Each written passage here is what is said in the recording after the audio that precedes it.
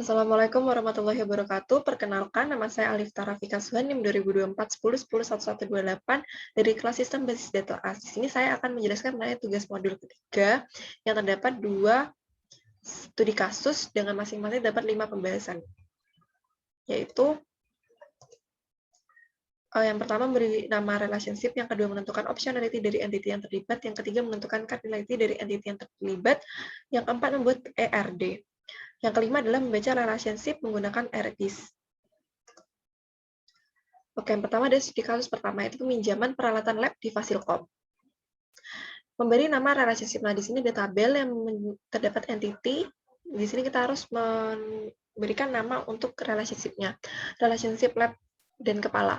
Lab dipimpin oleh kepala lab dikelola oleh asisten lab memiliki barang, lab memberikan pinjaman. Kepala lab memimpin sebuah lab, dan asisten lab mengelola lab, asisten lab mengonfirmasi pinjaman, asisten lab memvalidasi kondisi barang.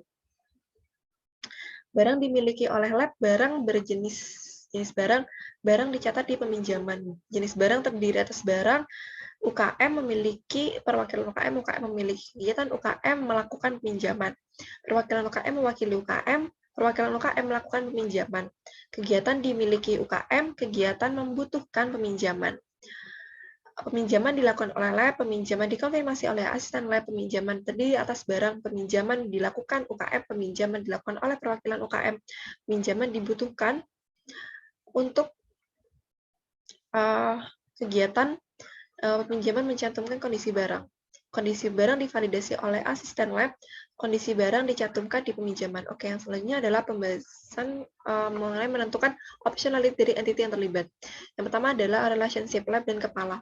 Lab dan kepala kedua-duanya optionality-nya wajib karena lab dan kepala ini suatu lab terdapat satu kepala dan satu kepala lab ini mengepalai satu lab. Yang kedua adalah lab dan asisten lab. Sebuah lab pasti keduanya wajib karena sebuah lab pasti memiliki asisten lab dan asisten lab pasti mengelola suatu lab. Lab dan barang relationship-nya untuk barang wajib dan lab itu tidak wajib karena ada bisa saja di dalam satu lab itu belum ada barangnya. Jadi misalkan lab itu baru meskipun udah masuk database dia belum punya barang. Nah, maksudnya adalah barang tuh wajib karena identitas barang tuh ada lab-nya. Lab dan peminjaman. Peminjaman ini pasti atas nama dari suatu lab. Nah, sedangkan suatu lab ini misalkan di sana belum ada barang, jadi nggak ada peminjaman. Asisten lab dan peminjaman. Peminjaman wajib dan asisten lab tidak wajib. Kenapa? Karena peminjaman pasti divalidasi oleh asisten lab. Dan sedangkan asisten lab tugasnya tidak hanya melakukan konfirmasi peminjaman. Asisten lab dan kondisi barang. Kondisi barang ini wajib dan asisten lab tidak wajib karena kondisi barang dicek atau divalidasi oleh asisten lab, sedangkan asisten lab ini kerjanya tidak selalu untuk mengecek kondisi barang. Barang dan jenis barang. Barang ini wajib dan jenis barang ini tidak wajib karena jenis barang ini pasti ada barang ini pasti ada jenisnya gitu dan pendidikannya tidak ada. Selanjutnya barang dan pinjaman. Pinjaman wajib dan barang tidak wajib. Pinjaman ini pasti ada barang yang akan dicatat, tapi suatu barang tidak wajib untuk dipinjamkan. UKM dan perwakilan, UKM ini wajib, UKM tidak. Karena perwakilan UKM ini pasti ada atas nama dari suatu UKM mana, sedangkan UKM itu belum tentu mempunyai perwakilan ketika dia misalkan tidak mempunyai kegiatan atau mengadakan suatu kegiatan. UKM dan kegiatan ini wajib karena sebuah kegiatan pasti mencantumkan dari mana UKM ini, dari mana kegiatan ini diadakan dari UKM mana. Sedangkan UKM belum tentu mengadakan suatu kegiatan. UKM dan pinjaman ini pasti dicatat peminjaman ini wajib karena peminjam pasti ada atas nama dari UKM mana, sedangkan UKM tidak wajib karena setiap UKM tidak selalu untuk melakukan peminjaman. Perwakilan UKM dan peminjaman. Peminjaman ini wajib, sedangkan perwakilan UKM ini tidak wajib karena peminjaman mengatasnamakan perwakilan UKM, pasti ada nama perwakilan UKM mana, sedangkan perwakilan UKM belum tentu melakukan peminjaman. Kegiatan dan pinjaman. Sebuah peminjaman pasti mencatat peminjaman dari kegiatan apa, sedangkan kalau kegiatan belum tentu dia meminjam sebuah barang.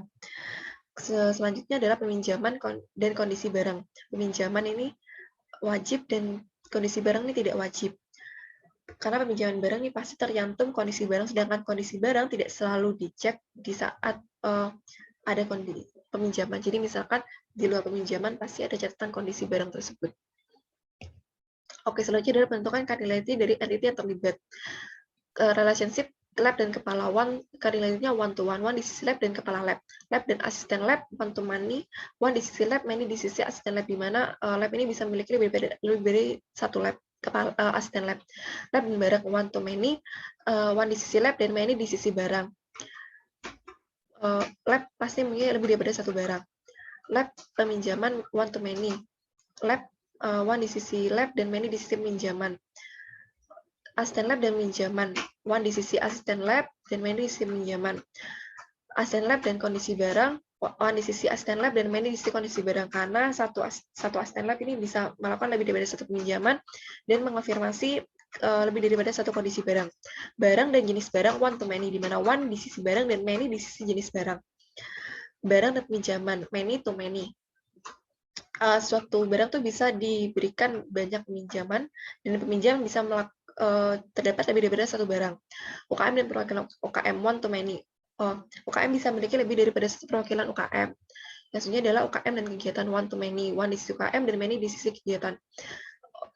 UKM ini bisa memiliki lebih daripada satu kegiatan. UKM dan peminjaman one to many. One di sisi UKM dan many di sisi peminjaman, di mana UKM bisa meminjam lebih daripada satu peminjaman, satu barang peminjaman. Perwakilan UKM dan peminjaman one to many. One di sisi perwakilan UKM dan many di sisi peminjaman, di mana perwakilan UKM ini bisa meminjam lebih daripada satu transaksi peminjaman. Kegiatan dan peminjaman. Cardinality-nya tuh one to many, one di sisi kegiatan dan many di sisi peminjaman, di mana satu kegiatan ini bisa meminjam lebih daripada satu barang. Peminjaman dan kondisi barang. One to many, one di sisi peminjaman dan many di sisi kondisi barang. Oke, ini selanjutnya adalah ERD. Ini adalah ERD logikal. Di sini terdapat entity dan atribut-atributnya, ada keterangannya jika dibaca dari sini maupun dari sini. Dan di sini ada keterangan dia masuk one to many atau many to many, one to many atau one to one. Kalau kayak gini tuh one to many, kalau gini itu one to one. Dan tanda titik-titik putus-putus dan nyambung ini menandakan wajib tidaknya. Kalau titik-titik ini tidak wajib, kalau ini tuh wajib. Oke, ini adalah relational model. Ini lebih kompleks daripada yang ada di sebelumnya, karena di sini ada tipe datanya yang udah tercantumkan. Oke, membaca relationship menggunakan RDIS.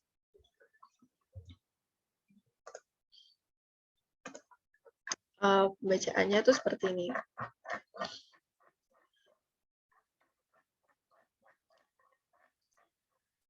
Setiap lab harus dipimpin oleh satu dan hanya satu kepala lab. Setiap lab harus memimpin satu dan hanya satu lab. Setiap lab bisa dikelola oleh satu atau beberapa asisten lab. Setiap asisten lab mengelola satu dan hanya satu lab. Setiap lab bisa dikelola oleh satu atau beberapa asisten lab. Setiap lab bisa mengelola satu dan hanya satu lab. Setiap lab bisa memiliki satu atau beberapa barang. Setiap lab harus memiliki satu dan hanya satu lab. Dan seterusnya.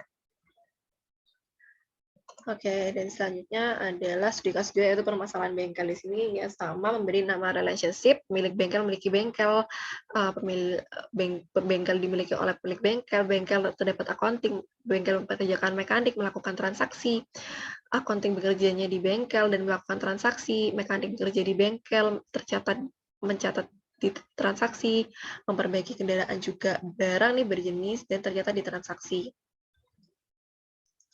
Transaksi ini dilakukan di bengkel, dilakukan oleh accounting, meliputi mekanik, meliputi barang, meliputi kendaraan, dilakukan oleh pelanggan. Kendaraan diperbaiki oleh mekanik, ternyata di transaksi, bermerek, berwarna, dan dimiliki oleh pelanggan. Merek kendaraan ini merupakan merek dari kendaraan, warna dari kendaraan, dan pelanggan melakukan sebuah transaksi, pelanggan memiliki kendaraan. Optionality, bengkel, pemilik bengkel, yang wajib tuh bengkel, pemilik bengkel dan accounting yang wajib, bengkel yang tidak wajib. Bengkel dan mekanik ini wajib, bengkel tidak wajib. Bengkel dan transaksi wajib dan bengkel tidak wajib. Accounting dan transaksi masuk wajib dua-duanya, mekanik dan transaksi yang wajib dan mekanik yang tidak wajib. Barang dan jenis barang yang wajib, jenis barang ini tidak wajib. Oke, barang dan transaksi. Transaksi ini wajib dan barang ini tidak wajib. Transaksi dan kendaraan. Transaksi wajib, kendaraan wajib. Transaksi pelanggan, transaksi wajib dan pelanggan tidak wajib. Kendaraan dan merek kendaraan wajib, merek tidak wajib. Kendaraan dan warna kendaraannya wajib, warna tidak wajib. Kendaraan dan pelanggan kendaraannya wajib, pelanggannya tidak wajib. Kendaraan dan mekanik kendaraannya wajib dan mekaniknya tidak wajib. Karena bisa saja suatu mekanik itu tidak mengerjakan kendaraan tersebut. Jadi optionality ini merupakan kita ngecek jadi instance di entity A tuh ada di relationship tersebut atau enggak, entity B ada di relationship tersebut atau tidak. Jadi gitu. Jadi optionality ada 2, wajib dan tidak wajib. Oke, selanjutnya menentukan cardinality dari entity yang terlibat dari relationship-nya ya. Bengkel pemilik bengkel tuh one to one dengan one di sisi bengkel dan milik bengkel accounting one to many, one di sisi bengkel, many di sisi accounting, bengkel mekanik one to many, one di sisi bengkel, many di sisi mekanik, bengkel transaksi one to many, one di sisi bengkel, many di sisi transaksi, one to many, accounting transaksi one to many juga, one di sisi accounting, many di sisi transaksi, mekanik transaksi one to many, one di sisi mekanik, many di sisi transaksi, jenis barang one to many, one di sisi barang, jenis transaksi, jenis barang.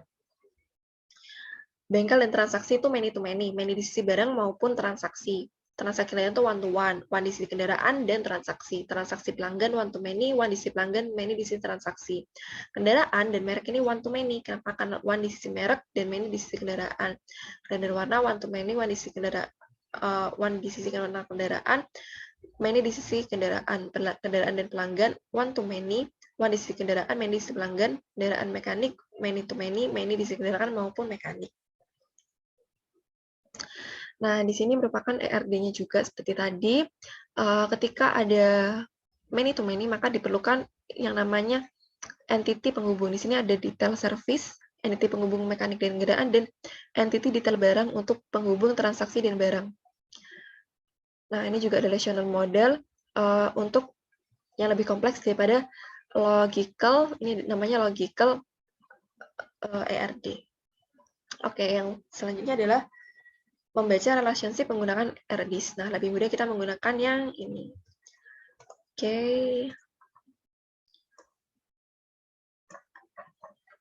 pembacaannya seperti ini. Relationship bengkel dan pemilik bengkel. Setiap bengkel harus dimiliki oleh satu dan hanya satu pemilik bengkel. Setiap bengkel harus memiliki satu dan hanya satu bengkel.